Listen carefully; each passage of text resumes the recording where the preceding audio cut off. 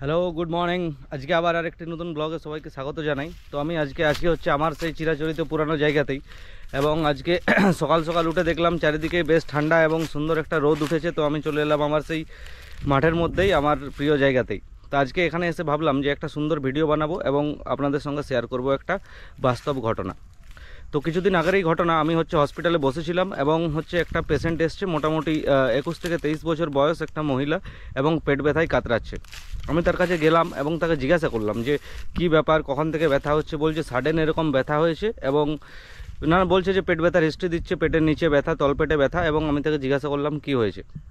সে তখন উত্তরে আমাকে বলছে যে কিছুদিন আগে টেস্ট করেছিলাম এবং প্রেগনেন্সিতে তার পজিটিভ এসেছিল, কিন্তু প্রেগনেন্সি কিটে তার পজিটিভ এসছে, দুটো দাগ এসছে প্রেগনেন্সি কিটে, কিন্তু সে বাচ্চা নিতে এই মুহূর্তে প্রস্তুত ছিল না, এবং সেই জন্য সে অ্যাবর্টিফিকেশন পিল অর্থাৎ বাচ্চা নষ্ট করার যে ওষুধ সেগুলো সে খেয়েছে।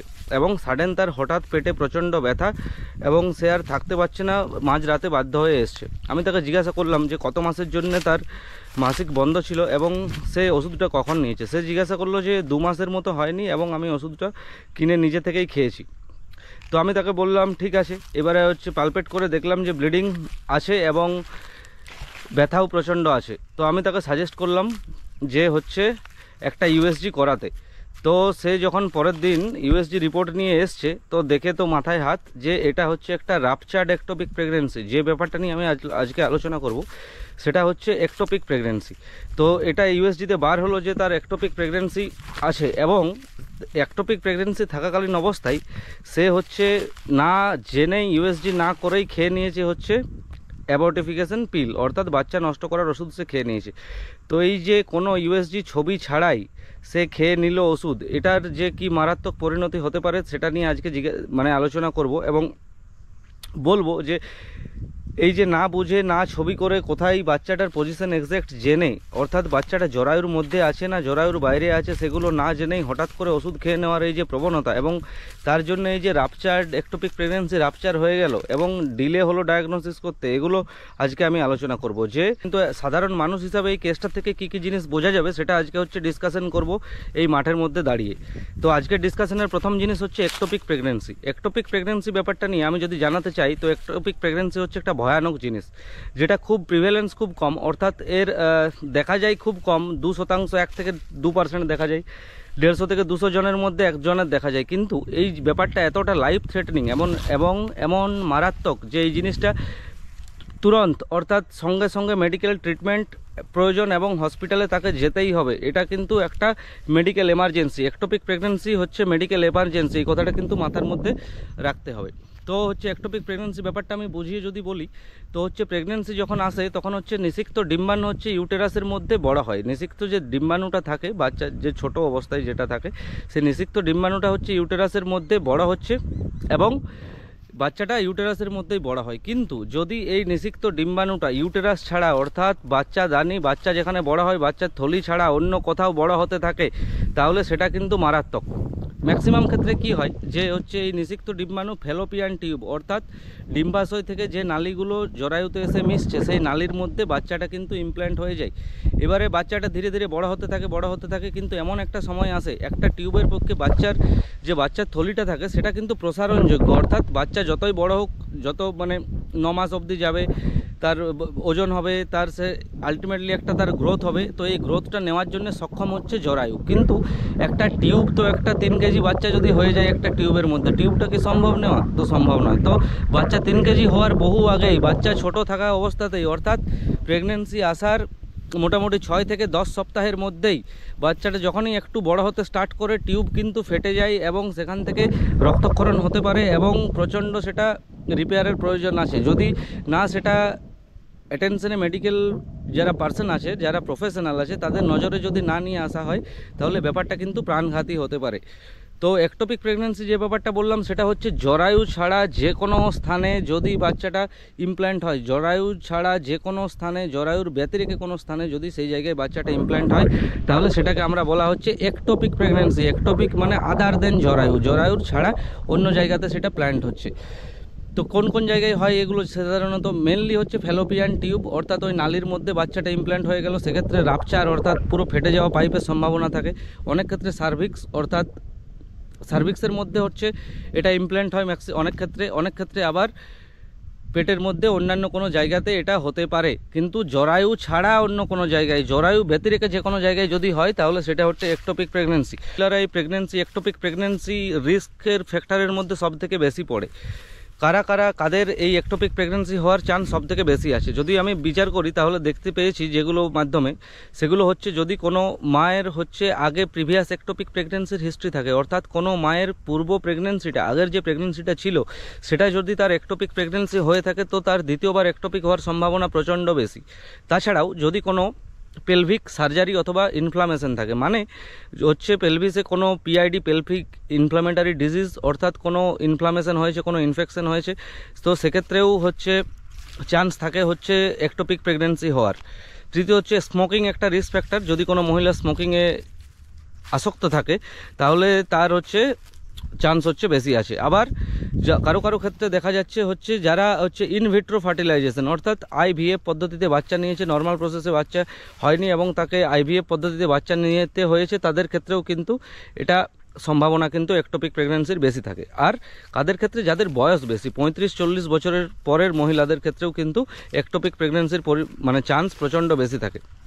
এটা কিন্তু আমাদের মাথায় রাখতে হবে। একটোপিক প্রেগনেন্সি যেহেতু একটা মারাত্মক জিনিস, এটা কখনো আমাদের নেগলেক্ট হওয়া চলবে না। একটা মায়ের যদি একটোপিক প্রেগনেন্সিতে মারা যায় তাহলে সেটা খুবই প্যাথেটিক এবং আমাদের মনে খুব খারাপ লাগে। তো আমি এই ভিডিওটা বানাতে চাইছি যাতে প্রত্যেকে এই একটোপিক প্রেগনেন্সি ব্যাপারটা মাথার মধ্যে রাখে, এবং কখনো যদি কোনো মায়ের 6 থেকে 10 সপ্তাহের মধ্যে, অর্থাৎ প্রথম প্রেগনেন্সি টেস্ট হলো, সে ডায়াগনোসিস হলো, তারপরে 6 থেকে 10 সপ্তাহের মধ্যেই তার তলপেটে খুব ব্যথা হচ্ছে, ব্লিডিং আসছে, এসব যদি কোনো কিছু দেখা যায়, ব্যথাটা ধীরে ধীরে বাড়ছে, বমি বমি ভাব, শরীর ফ্যাকাশে হয়ে যাওয়া, অর্থাৎ রক্তক্ষরণ এত বেশি হচ্ছে ভেতরের মধ্যে, টিউব ফেটে যদি যায়, বাচ্চা যদি রাপচার করে যায় ভেতরে, তাহলে কি হবে? ভিতরে ব্লিডিং হবে।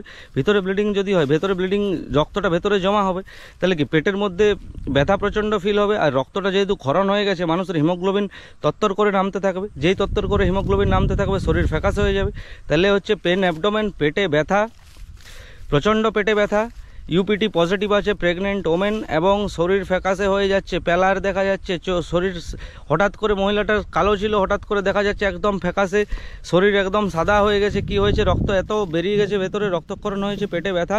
তো তাকে অবশ্যই আমাদের মেডিকেল প্রফেশনাল যারা আছে অর্থাৎ ডক্টরদের কিন্তু তাদের সঙ্গে দেখাতেই হবে। এইসব কেস কিন্তু নেগলেক্ট হওয়া একদমই চলবে না। তো এই একটোপিক প্রেগনেন্সি কিভাবে ডায়াগনোসিস হবে? এটা ডায়াগনোসিস করার মেন হচ্ছে ট্রান্সভেজাইনাল সোনোগ্রাফি, অর্থাৎ টিভিএস পদ্ধতিতে ইউএসজি যদি করা হয়, ইউএসজি করলে ধরা পড়ে যাবে যে বাচ্চাটা কোথায় আছে, আর বাচ্চাটা লোকেশন ডিটেক্ট করা যাবে। অর্থাৎ কোনো মা যখন হসপিটালে আসছে তখন তার প্রেগনেন্সি কিট পজিটিভ এলো, অর্থাৎ সে বাড়িতে থাকলো এবং কিট টেস্ট করলো, সে দেখলো যে তার 2টো দাগ এসেছে কিটের মধ্যে, পজিটিভ আছে। তো তার ফার্স্ট কাজ হওয়া উচিত একটা ইউএসজি করে বাচ্চার লোকেশন জেনে নেওয়া, অর্থাৎ বাচ্চাটা জরায়ুর মধ্যে আছে কি জরায়ুর বাইরে আছে, অর্থাৎ ইন্ট্রাইউটেরাইন বাচ্চা আছে না সেটা একটোপিক, এটা জানা খুব প্রয়োজন। অর্থাৎ 6 থেকে 10 সপ্তাহের মধ্যেই তাকে first USG, as soon as তার প্রেগনেন্সি কিটে পজিটিভ আসবে, প্রত্যেকটা মাকে বলা হচ্ছে যে তারা যেন একটা ইউএসজি করে নেয়, অর্থাৎ বাচ্চার যে লোকেশন সেটা সম্বন্ধে তারা যেন অবগত থাকে যে ওটা জরায়ুর মধ্যে সঠিক জায়গাটাই বাচ্চাটা আছে না অন্য কোনো দিকে সরে আছে, কি লোকেশনটা তার কোথায় আছে, না হলে একটোপিক বোঝা মুশকিল। আর যে সিমটমসগুলো বললাম সেগুলো খেয়াল রাখতে, ইউএসজি ছাড়া ধরা সম্ভব নয়, এবং যখনই সিমটমস দেখে সেটা ধরতে হবে, তার মানে ইটস অলরেডি লেট, আমাদের লেট হয়ে গেছে। তো এরপরে তার ট্রিটমেন্ট হচ্ছে মেডিকেল এমার্জেন্সি। একটোপিক প্রেগনেন্সি ট্রিটমেন্টের মধ্যে রাপচার হয়ে গেলে তার সার্জারি অবশ্যই করতে হবে, ল্যাপ্রোস্কোপিক সার্জারি করে বাদ দিতে হবে, টিউব রিপেয়ার করতে হবে। তো মেন হচ্ছে একটোপিক প্রেগনেন্সি ট্রিটমেন্ট হচ্ছে সার্জারি। তো মানে যখনই প্রেগনেন্সি ডায়াগনোসিস হলো সেই সময় আমাদের ইউএসজি করে দেখে নিতে হবে যে বাচ্চাটা আছে কোথায়, তার এক্স্যাক্ট লোকেশনটা আমাদের কিন্তু ট্রেস করতে হবে, তবে এর থেকে আমরা আগের থেকে সাবধান হতে পারবো। এইবারে যে কেসটার ব্যাপারে কথা বলছিলাম সেই ব্যাপারে ঘুরে আসি। কি হয়েছিল এই যে একটোপিক প্রেগনেন্সি যেটা আমি ডেসক্রাইব করলাম, এই ক্ষেত্রে আমার কি হয়, যখন হচ্ছে কোনো পিল কেউ বাচ্চা নষ্ট করার ওষুধ খাচ্ছে, সেই জিনিসটা বাচ্চা নষ্ট করার ওষুধটা কোন ক্ষেত্রে কার্যকরী, সেই ক্ষেত্রেই কার্যকরী যে ক্ষেত্রে বাচ্চাটা হচ্ছে ইউটেরাসের মধ্যে অর্থাৎ জরায়ুর মধ্যে প্রতিস্থাপন হয়েছে, সেই ক্ষেত্রেই কার্যকরী। জরায়ুর বাইরে যদি কোনো জায়গাতে বাচ্চাটা থাকে তো সেই ক্ষেত্রে কিন্তু সেটা কার্যকরী হবে না। তো এই পিল যদি কেউ খেয়ে নেয়, হঠাৎ করে ধরুন 6 সপ্তাহ সেই সময় তার ডায়াগনোসিস হলো, 1 মাস পিরিয়ডস বন্ধ ছিল, সে ইউপিটি টেস্ট করলো, 2টো দাগ পজিটিভ এলো, সে দেখলো যে এই বাচ্চাটা আমি রাখবো না, দোকান থেকে কিনে নিল, খেয়ে নিল। কিন্তু সে এটা দেখলো না যে বাচ্চাটা কোথায় আছে, আইদার জরায়ুর মধ্যে আছে না জরায়ুর বাইরে কোথাও আছে। তো সে এই যে ডিফারেন্সিয়েশনটা ও করলো না, ও খেয়ে নিল, তার ফলে কি হলো, বাচ্চাটা তো জরায়ুর মধ্যে নেই, আর পিল হচ্ছে জরায়ুর বাইরের, মানে বার করতে পারবে না, নষ্ট করতে পারবে না, তাহলে কি হবে, বাচ্চার গ্রোথ হবে, সেক্ষেত্রে কিন্তু প্রবলেম হতে পারে। অর্থাৎ রাপচারের সম্ভাবনা প্রচুর বেড়ে যায়। যদি কেউ একটোপিক প্রেগনেন্সির ক্ষেত্রে এরকম দোকান থেকে পিল কিনে খেয়ে নিল, সেক্ষেত্রে রাপচারের সম্ভাবনা প্রচুর কিন্তু বেড়ে যায়। তো আমাদের সেদিকে খেয়াল রাখতে হবে। আর যদি কেউ অ্যাবর্টিফিকেশন পিল, এই পিল যদি বাচ্চা নষ্ট করার ওষুধ একটোপিকের ক্ষেত্রে খেলো, তার একটোপিক প্রেগনেন্সি ডায়াগনোসিসেও দেরি হবে, রাপচারের চান্স বেড়ে যাবে প্রচণ্ড, সেটা একটা ভয়ানক বিষয়। তো ভুল করেও বাচ্চার লোকেশন না জেনে সেটা কিন্তু এই পিল দোকান থেকে কিনে খাবেন না।